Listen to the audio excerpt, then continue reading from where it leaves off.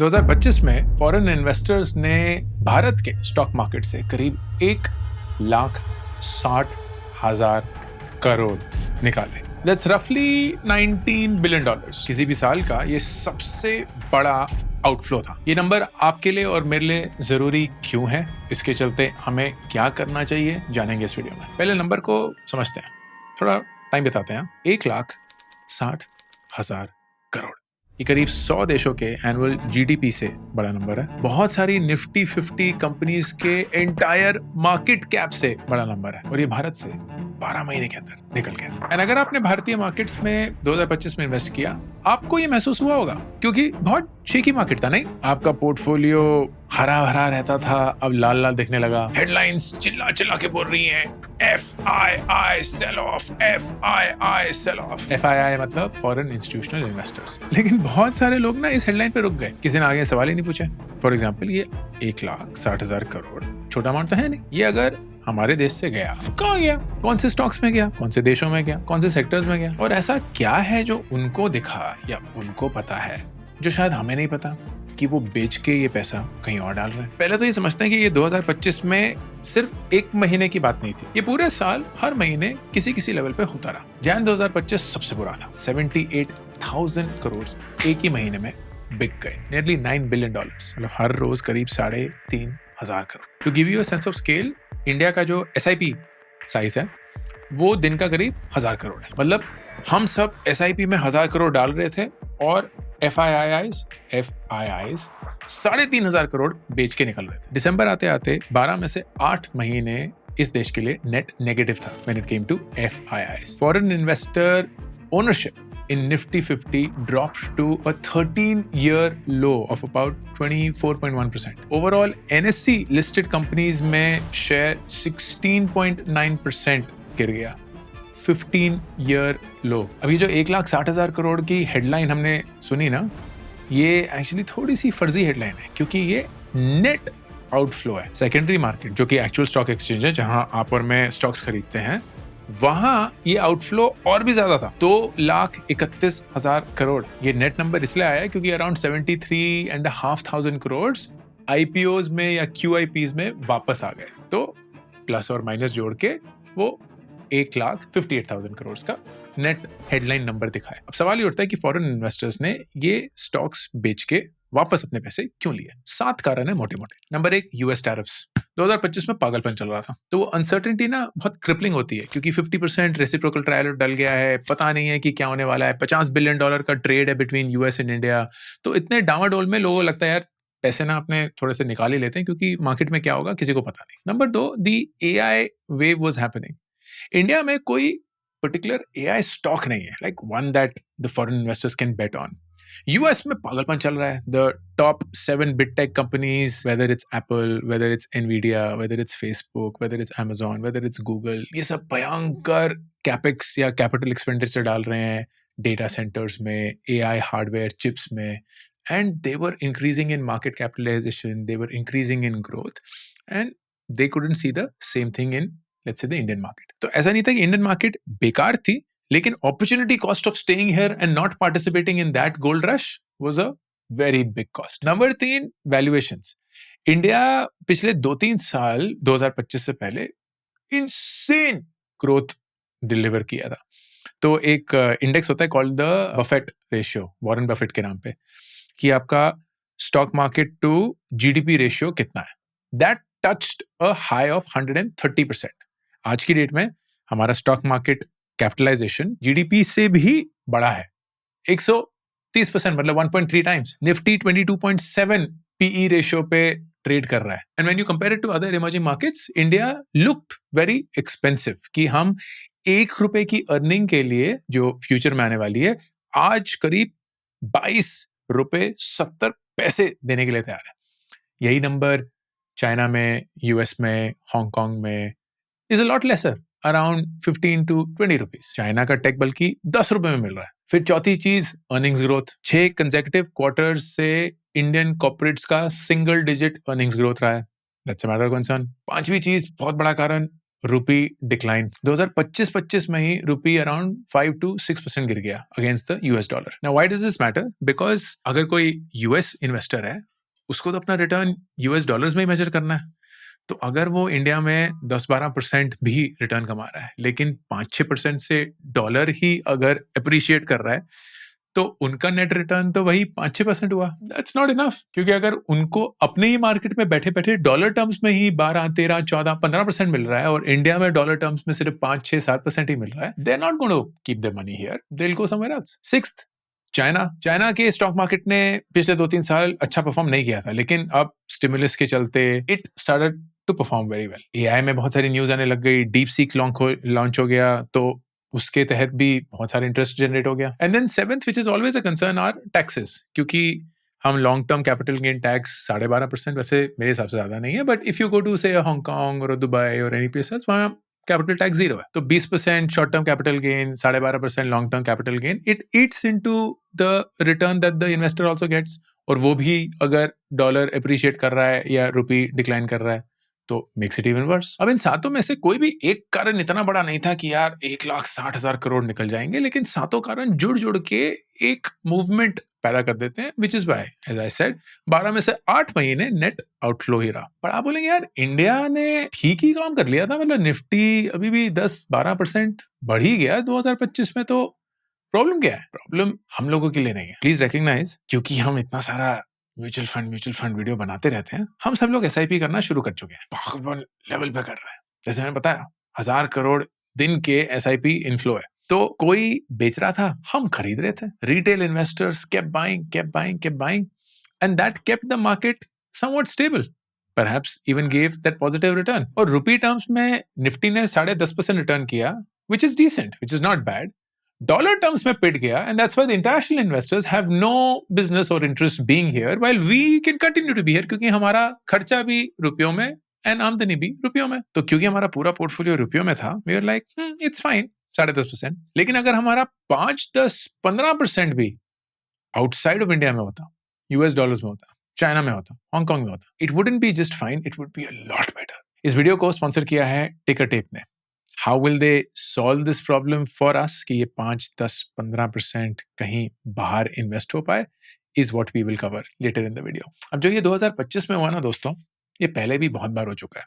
आप लोग शायद जवान होंगे, आपको नहीं पता है, मुझे क्लियरली याद है 2008 में एक मैसिव ग्लोबल फाइनेंशियल क्राइसिस हुआ था. यूएस का real estate market crashed, the bubble exploded. उस समय पे भी फॉरेन इन्वेस्टर्स ने करीब 48,000 करोड़ भारत से निकाल लिए थे. Sensex crash by about 60%, rupee fell by about 21%. 2018 में एक ILFS नामक कंपनी थी, that collapsed, leading to a massive sell off. 33,000 crore निकल गए भारत से. Rupee collapse from 65 rupees to 74 rupees for the dollar. 2020 में कोविड हुआ है, मार्च 2020 में ही इतनी बुरी हालत हो गई थी, कुछ 1,22,000 करोड़ मार्केट से निकल गए.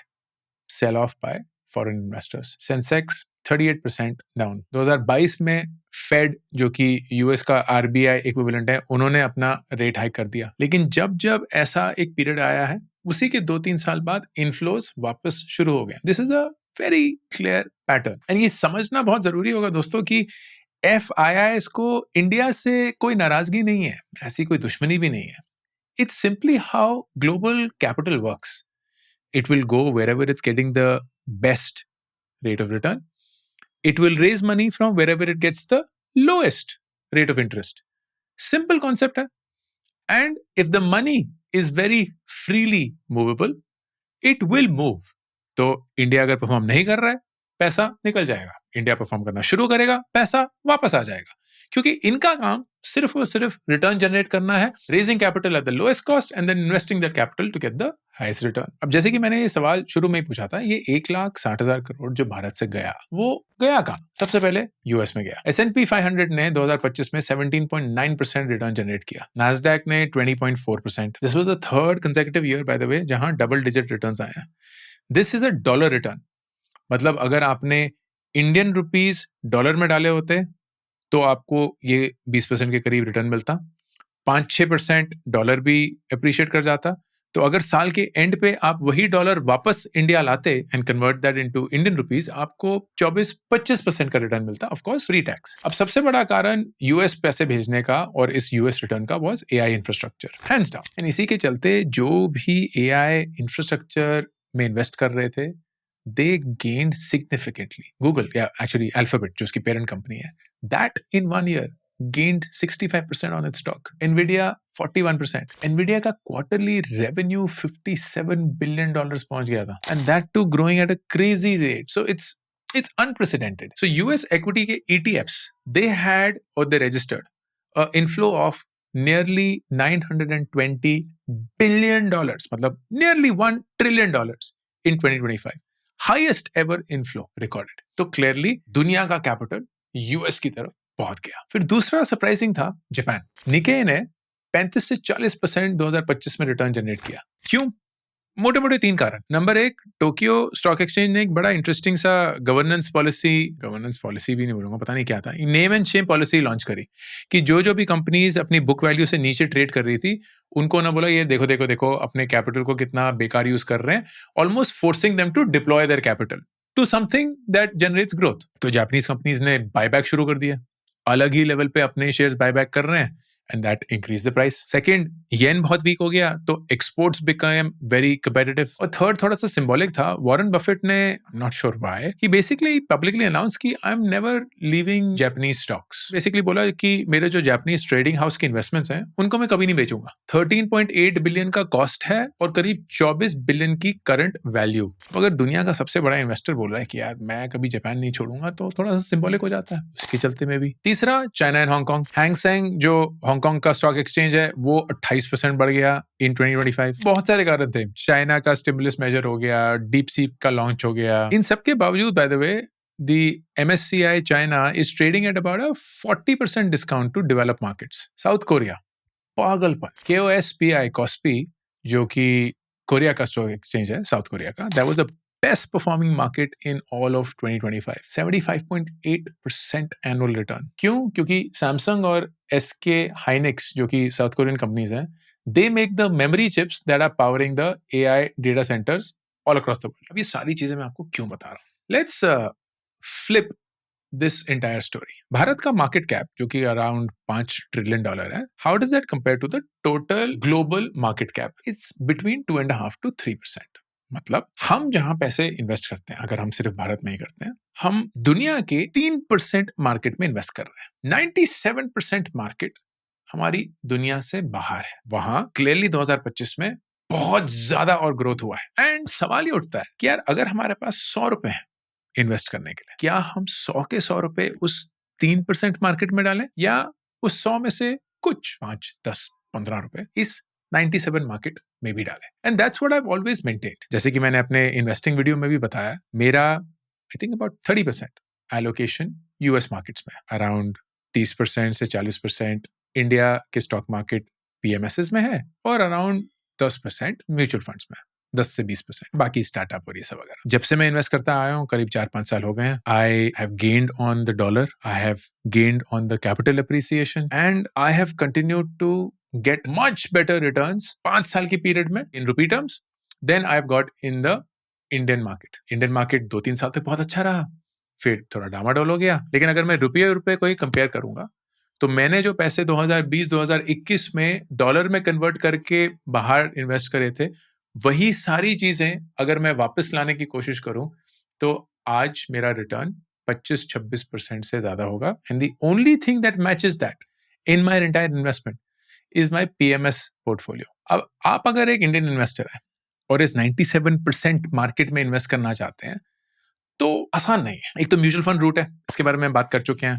फंड्स ऑफ फंड्स होते हैं, एफओएफ्स बोलते हैं इनको, लेकिन वहां बहुत सारी अड़चने आ चुकी हैं। आरबीआई ने एक इंडस्ट्री वाइड $7 बिलियन का कैप डाल दिया। ये जैन 2021 से कैप बढ़ा ही नहीं है, तो बहुत सारे फंड्स हैं जो अब एडिशनल पैसे ले ही नहीं सकते हैं। एलआरएस जो लिबरलाइज्ड रेमिटेंस स्कीम है, जिससे हम इंडियंस बाहर पैसा भेज सकते हैं, वो अभी भी काफी कॉम्प्लिकेटेड है, बहुत पेपर वर्क है। $250,000 की लिमिट है, तो बहुत ज्यादा है, करीब 2.5 करोड़ रुपए हो गए लगभग। तो इतना तो अगर हम इन्वेस्ट कर रहे हैं तो बहुत ही अच्छा होगा, लेकिन it's not very easy as I said. आपको एक फॉरेन ब्रोकरेज अकाउंट खोलना है, फिर बाहर डॉलर्स भेजने हैं, वो बैंक में रिपोर्ट करना है, फिर वहां डायरेक्टली स्टॉक्स या ईटीएफ्स खरीदने हैं, फॉरेन कन्वर्जन होगा, वायर ट्रांसफर होगा, बहुत सारी चीजें होती हैं। किया है मैंने, इसलिए मैं बोल सकता हूँ आसान नहीं है। तो इसलिए ना बहुत सारे लोग बॉदर ही नहीं करते हैं। इसी चीज को सॉल्व करने के लिए ticker tape came to us and they are like, यार हमने इस प्रॉब्लम को सॉल्व किया है। I want to speak about ticker tape because one, I have used ticker tape personally, not for US investing but for their screener product. बहुत बढ़िया है। I am personally a huge fan of the product that they have built. Team बहुत solid है। I no कि जब भी वो कुछ सॉल्व करते हैं तो पूरी लगन से सॉल्व करते हैं, बहुत डिटेल से सॉल्व करते हैं। They're backed by Zerodha, so there is legitimacy and trust because of that. And they are using something which I feel is a very smart way of approaching global markets. So Gift City, जो कि गुजरात में start हुई है, उस root के through they are creating an access for Indian investors to invest in global markets. Onboarding process बहुत simple है। अगर आपका आधार और पैन ऑलरेडी डिजी लॉकर पे है तो फिर तो 1-2-3 क्लिक्स में 30 सेकंड के अंदर अंदर आपका अकाउंट सेटअप हो जाएगा। मैंने किया। I want to show you the entire process of uploading funds and then of course making a purchase. Fractional shares भी आप खरीद सकते हैं, which is pretty awesome when it comes to the US market. So this is the product, Ticker Tape. इधर उनके बाकी सारी चीजें भी हैं, बट अभी यूएस स्टॉक वाला आपका आ चुका है। मैंने लॉग इन कर लिया है, सब कुछ कर लिया है, क्रिएट भी कर लिया account. So let's now add funds to invest. Let's say मैं 5,000 रुपए इन्वेस्ट करना चाहता हूँ, which will give me 53.27. इसमें जीएसटी लगेगा, तो अगर आप ब्रेक डाउन करते हैं तो 45 रुपए का जीएसटी होगा, मतलब 4955 मेरे अकाउंट में डिपॉजिट होगा, बाकी 45 रुपए वो जीएसटी करेंगे। बैंक अकाउंट आपने ऑलरेडी लोड किया होगा, तो यू विल गो, आपको एक ओटीपी मिलेगा, वेरीफाई, एंड जब आप ये करेंगे तो करीब 2 दिन के अंदर अंदर आपके वॉलेट में वो डॉलर्स जो आपने खरीदे हैं वो पहुंच जाएंगे। तो 2 दिन के बाद पैसा आ चुका है, अब आप खरीदने के लिए तैयार हैं। आप इंडिविजुअल स्टॉक्स खरीद सकते हैं, ईटीएफ्स खरीद सकते हैं। तो फर्ज करिए आप एक स्टॉक लेना चाहते हैं, आपके डॉलर अमाउंट ऑलरेडी लोडेड है, आप जितना भी वो डॉलर अमाउंट खरीदना चाहते हैं वो आप ले सकते हैं। जैसे मैंने बताया, यूएस में फ्रैक्शनल बाइंग भी अलाउड होती है, तो you can buy fractional shares depending on the amount that you want to spend. एक बढ़िया चीज इसमें कलेक्शंस का पीस है। बहुत लोगों को पता नहीं होता कि क्या खरीदना है। So just as mutual funds, ticker tape has also these collections. तो जैसे एआई लीडर्स कलेक्शन है, इसमें आपको जो भी एआई कंपनीज हैं वो आप खरीद सकते हैं। This is almost like buying a mutual fund या ईटीएफ। या कोर सेमीकंडक्टर्स खरीदना चाहते हैं तो एनवीडिया, टाइवान, वैनीसी के ये सब हैं, तो आप ये भी ले सकते हैं। या आपको ग्लोबल मार्केट्स चाहिए तो आप ग्लोबल मार्केट्स भी ले सकते हैं, जिसमें जापान भी आएगा, चाइना भी आएगा, मेक्सिको भी आएगा, ब्राजील भी आएगा। So it's really cool that these are starting points. आप बफेट के पिक्स भी ले सकते हैं, आप चाइना में इन्वेस्ट कर सकते हैं, क्योंकि ये सारे चाइना फोकस्ड या चाइना बेस्ड कंपनीज हैं। ब्लॉकचेन, वैल्यू अपॉर्चुनिटीज, वो स्टॉक्स जो अभी ऐसा लग रहा है थोड़ी सस्ती बिक रही हैं, health care powerhouse, so on and so forth. Right, so it's really interesting कि you can have these starting points and buy into them once you've identified कि आपको ग्लोबल मार्केट्स में इन्वेस्ट करना है। टिकर टेप के इस product का लिंक मैंने पिन कमेंट और डिस्क्रिप्शन में डाल दिया, आप इसको चेकआउट कर सकते हैं। जैसे मैंने बताया, सिर्फ ये इकलौता यूएस इन्वेस्टिंग प्रोडक्ट नहीं है, और भी बहुत सारे हैं, but this is a new one. I felt that they have done a really good job of it and that's why I am sharing it with you. Please do your homework before deciding कि आप इन्हीं के through करना चाहते हैं, but broadly the message कि आपको globally diversify करना चाहिए should be something you consider। क्योंकि 2026 में ना इतनी सारी चीजें हो रही हैं कि हम वो कुएं के मेंढक नहीं रह सकते। If we have the access, if we have the exposure, if we have the opportunity, तो क्यों नहीं? अगर आप फॉर एग्जाम्पल अपनी छुट्टियों के लिए देश में घूम सकते हैं और बाहर भी घूम सकते हैं, तो क्यों नहीं? इसका मतलब ये थोड़ी हो गया कि हमारा देश घटिया है। So if you have the opportunity, if you have the possibility, if you have the will, if you have the inclination, if you have the money, why not? And that's the intention of this video. It is not to say कि यार India में investment करो क्योंकि कुछ नहीं हो रहा है। मैं अभी भी अपना 70% पैसा इसी देश में डाल रहा हूँ, लेकिन जो 30% मैंने डाला है वो इसीलिए क्योंकि क्यों नहीं? अगर हम भारत में रहकर सारी अपॉर्चुनिटीज देखकर, यहाँ कमाकर, बाहर के रिटर्न को अच्छे से यूज कर वापस वो पैसा भारत ला सकते हैं, then why not? Isn't that the smartest thing to do? Which is what I would love for you to consider. This is Ankur Warikoo signing off.